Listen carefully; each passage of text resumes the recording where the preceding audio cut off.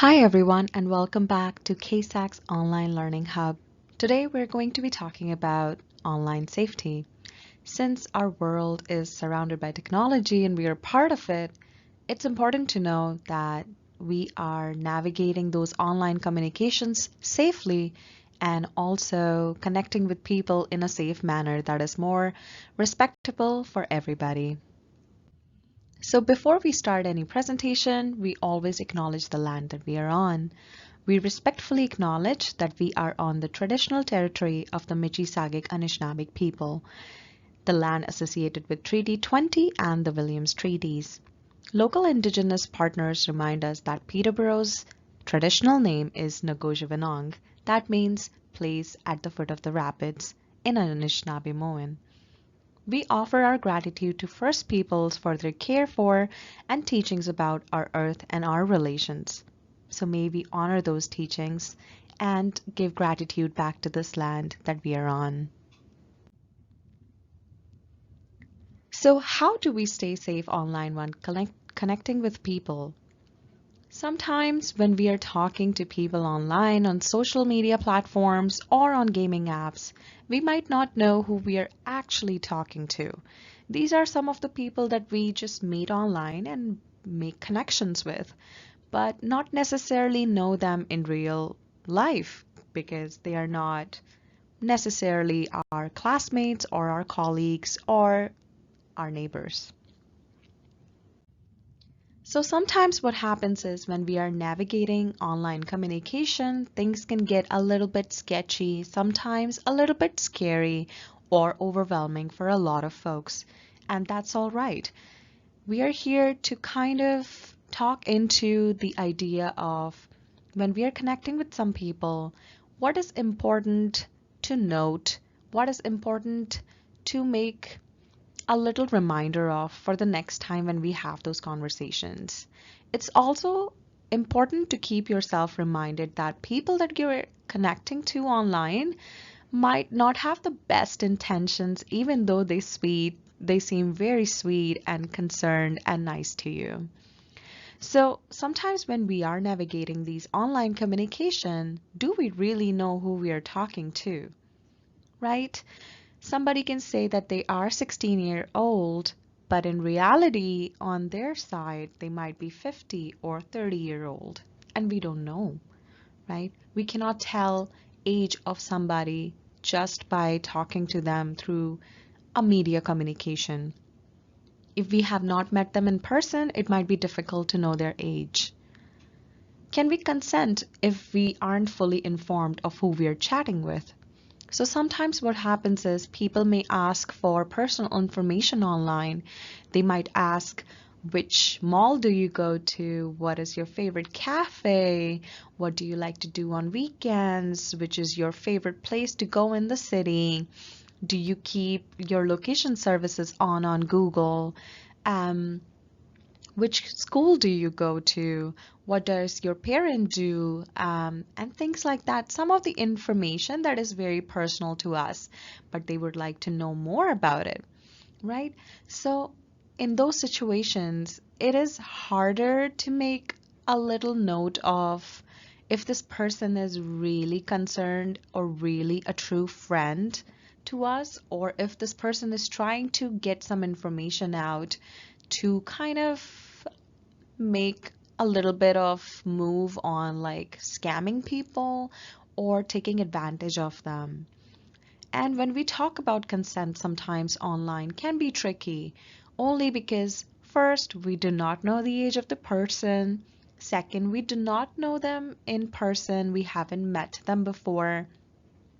Even if we do some online video chatting, we might not know their best intentions. And we cannot really consent to anybody because consent is very complicated when we talk about it. There are a lot of gray areas, but those gray areas are actually just little things that we need to know about each other. For instance, you might not seem very engaged or enthusiastic to say yes to certain things online, even though you want to say yes to certain things, you're not sure. So on a video chat, you might not be able to express it.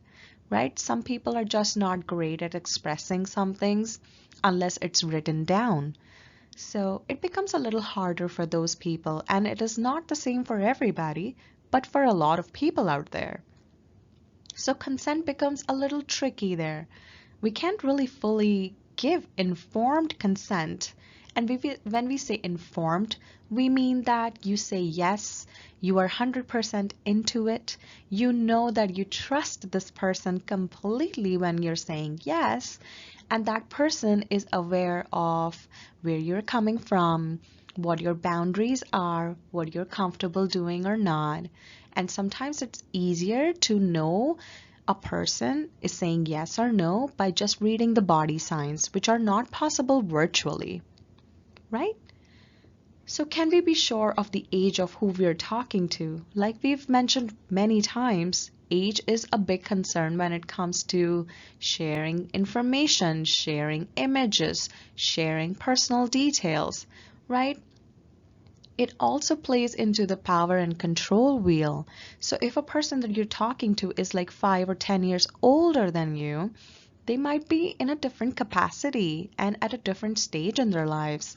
If you are 16 and they're 21, they might be able to drive, which you are not able to do just yet. They might be able to rent their own home or pay mortgage or pay rent or just live with other roommates and not with their parents, while you still would be living with your parents. So the dynamics are a little different. They have their more private space, but you do not have that similar kind of private space. They might be able to do a part-time or a full-time job and might be becoming more financially independent than you. So these are just the factors that people sometimes can use to manipulate the other person just because of their age and privilege in the society. Online content, words, and images stay online forever, even if we delete them. So we see a lot of resurfacing of images online, even if they have been deleted years and years ago. So that's why we tell people that something that you post online stays online even if it gets deleted. There are hackers in the society who do not have the best intent and they can steal data. Even though they don't target somebody individually, they can target a population of individuals. So for example, they can target a youth population between 16 years to 22 years of age, something like that, right? So that's why whenever you're posting something online, be aware that this might stay there forever. So you might be a little bit more careful of what you're posting. You are allowed to have public accounts and private accounts, whichever you choose, but with public accounts, it becomes a little bit more difficult to navigate those conversations when people are messaging you constantly, especially those people who are strangers and you do not know them, right? Public accounts, location services are all part of the digital technology that we live in and can become a little bit difficult to integrate into the idea of safety. Um, and it can also raise concerns into whoever's tracking you, whoever's following you, sending requests to you over and over again. It can be a little bit harder to manage those public accounts. And every social media app now use location services. While it can help locate where you are in case of an emergency, these location services can also be hacked by somebody else and they can know exactly what your location is, right? Especially if you click on allow always in your location services, that means the app, if it's running in the background, if it will still use your location. And if you click on only using the app, then you can have your location services on only till the time that you're using that app and you are on that app, and otherwise it won't. So these are just a few little dynamics, a few little intersections of technology and platforms that we use with that technology. Online safety. So where does the danger lie? We talk a lot about dangerous situations, but we do not know what potential platforms there are for these dangers to take place. Online platforms and apps like Instagram, Facebook, Snapchat are all a big part of communication platforms. We connect a lot with our friends, our family members, strangers, some new people in our lives through those social media platforms. And while they are great for connection, some people do misuse these to abuse and bully people and take advantage of them. Another thing that we are seeing in today's world is artificial intelligence, and there are a lot of AI apps that people use to manipulate somebody by using their face or images and putting it on another body or something like that and using that as a threat. So, as technology is advancing and it is helping millions and millions of people to connect with each other, it is also a kind of platform where people are facing more and more abuse and bullying. So we might need to be careful of how we share that information online, when do we share that information online, and how to share that information online. Dating apps like Bumble, Tinder, and other apps that people use in day-to-day life, they also have location services. They also have a lot of features on it where you can share a lot of information about yourself. And sometimes, unfortunately, people use these platforms to exploit other people to get into the stage of grooming and exploitative practices to these people. And there is not one way of knowing which of the apps would do that. But it's always just a little bit important that whenever you're connecting with someone, you're more than welcome to connect with new people, but try to keep your information to yourself. And whenever you're meeting someone in person who you met online, make sure that you tell your friends about where you're meeting, what time you're meeting, and what is your car plate number, what is their car plate number if you're able to get, and just little things that make you feel safer. Online gaming, and there are forums online. So, for example, there are events that are virtually hosted online, and people just meet all around the world to get on those forums and connect with each other. Sometimes people can use these forum and gaming apps to stalk people on social media. So if you tell them their real name, they might go on Facebook or Instagram, try to find you there. So there is also that one little factor. Simple texting and chatting on phone can also be a part of it, because sometimes what happens is people exchange numbers and the number gets circulated among the group and it goes to people that you don't actually want it to share your number with in the first place. So sometimes that happens too. And emailing, while a lot of people email, they find it as a means of connecting on a personal level as well. And email kind of like danger situations also occur in workplaces. So no matter what your age is, the danger is somewhere around us. And this is not to say, or this is not to scare anybody, but just letting you know that whenever we are conversing with somebody on these platforms, we just need to be a little bit mindful of how much we can share. So, staying safe online, what can we do to stay safe online? Avoid connecting with suspicious profiles.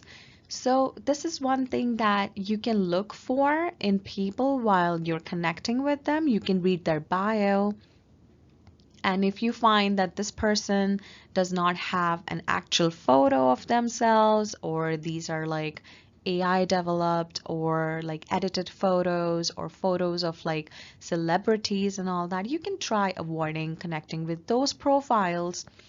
And you can also ask other people if they know them. So you can always look at mutual friends. If you do not have at least three mutual friends, that probably it's not a great idea connecting with that profile, because you wouldn't have any friends in common in case you needed some feedback.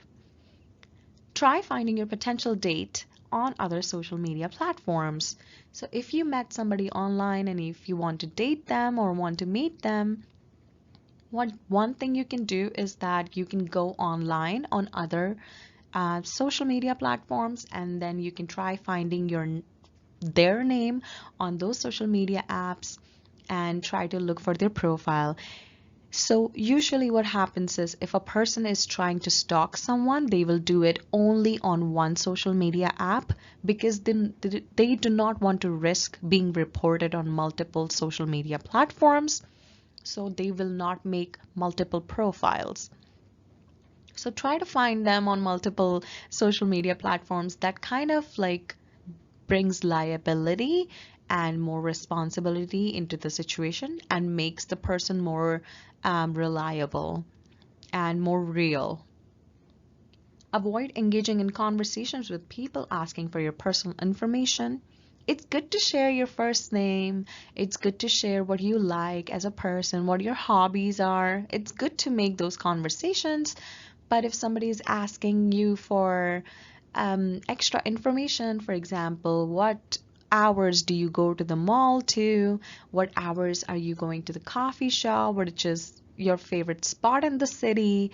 When do you go there? How many friends you have? What are their names? What are your parents doing? Do they have their finances in this bank or that bank? Do not share all those information. There are various ways to connect with people online, and you do not have to necessarily share all your personal information to build a connection with someone.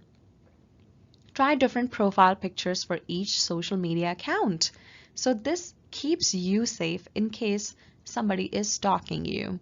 So what happens sometimes is if you have the same social media profile picture, it becomes easier for people to stalk you on different platforms. So it's always easier to sometimes keep your same name or just change your username and change your profile pictures on different social media platforms. It will make them harder to find you.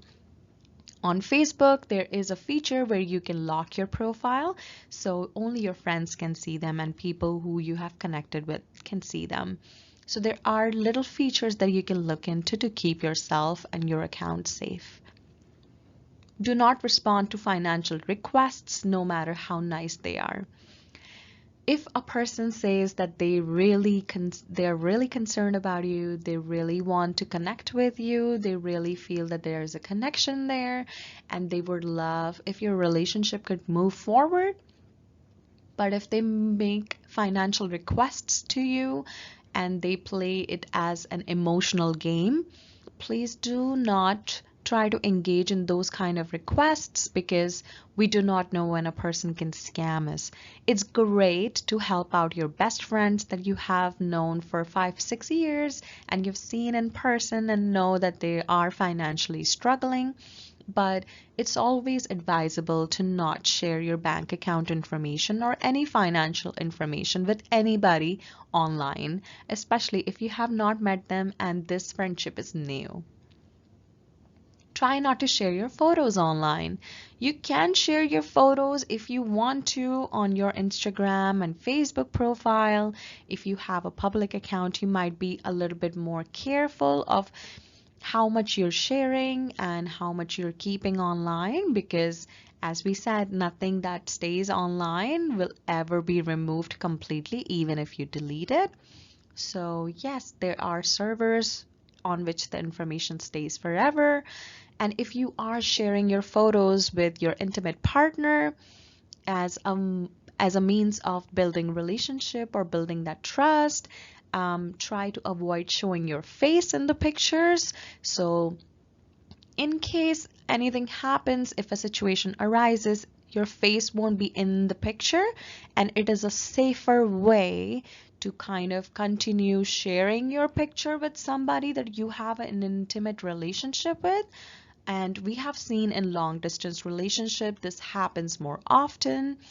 So it's always a safer way to kind of do your interactions, but also keeping your identity and your personal information safe.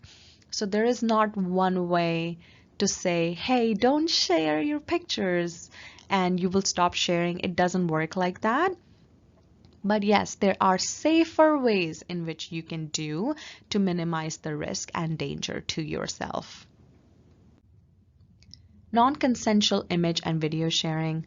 So we do talk about non-consensual image and video sharing because sometimes you get a forwarded message from your colleagues or friends or your benchmates and you just don't know what to do with it. And sometimes you laugh it off and share it with others as well, so you forward it more. And just to say that it's not the best practice whenever somebody is sharing an image with you, and if they have shared with you directly, that means you are the only person that that image should be with, and you delete it after you have seen it and you talk about it with that person in the future as to how you can have these conversations and how you can share photos intimately but in a safe way. But it is not for you to forward these images anywhere.